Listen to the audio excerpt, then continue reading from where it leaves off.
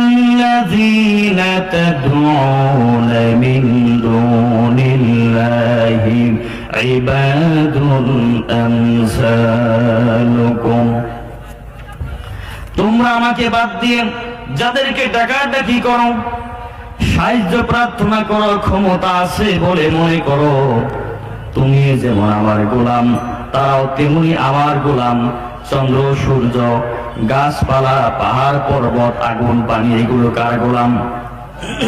জোরে বলেন, কার গোলাম? সবগুলো আল্লাহর গোলাম। আল্লাহ পাক বলেন তুমিও যেমন আমার গোলাম, এগুলো তেমনি আমার গোলাম। সুতরাং তুমি নিজে গোলাম হয়ে আরেকটা গোলামের কাছে হাত পেতেছো, তোমার কোনো প্রয়োজন সে পূরণ করতে পারবে না। একজন ব্যক্তি মানানোর পরে সে ব্যক্তি বুঝতে পারে এগুলোর কাছে কোনো ক্ষমতা নাই, মূল ক্ষমতার মালিক হচ্ছেন তো আল্লাহ রাব্বুল আলামিন। বলেন সুবহানাল্লাহ। সকল ক্ষমতার মালিক কে? বাংলাদেশে একটা কথা প্রচলিত আছে, সবচেয়ে বড় শিরকপূর্ণ কথা, সেটা হচ্ছে সকল ক্ষমতার উৎস জনগণ। নাউজুবিল্লাহ বলেন। জনগণ সকল ক্ষমতার উৎস নয়, সকল ক্ষমতার উৎস হচ্ছে একমাত্র আল্লাহ রাব্বুল আলামিন। যাকে ইচ্ছা ক্ষমতায় দেন, যাকে ইচ্ছা ক্ষমতা থেকে নামিয়ে দেন, ঠিক কিনা বলেন? জনগণ যদি সকল ক্ষমতার উৎস হতো, বিগত 17 বছর দেশ চালাইল, তার তো জনগণ কম ছিল না। কি বলেন, কম ছিল? একটা করে মিছিলে গেলে বিরিয়ানি, 500 টাকার নোট, তার কি লোকের অভাব আছে?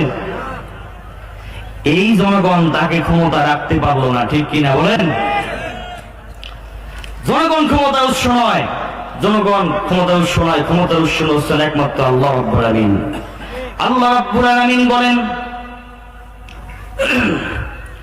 একমাত্র ক্ষমতার উৎস হচ্ছেন আল্লাহ রাব্বুল আলামিন। সুতরাং তোমরা তার কাছে সাহায্য প্রার্থনা করো, তার কাছেই চাও, তাকেই ডাকো, তার ইবাদত করো। সুবহানাল্লাহ বলেন।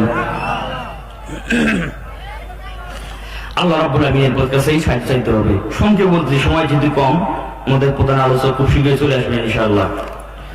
2 নাম্বার, মুমিন ব্যক্তি মানার পরে তার ভিতরে দ্বিতীয় যে কোয়ালিটি হবে সেটা হচ্ছে বিনয় এবং বিনম্রতা। ইন্নাল্লাযীনা তাদউনা মিন দুনিল্লাহি ইবাদুন আমসালুকুম। তোমরা আমাকে বাদ দিয়ে যাদেরকে ডাকাডাকি করো,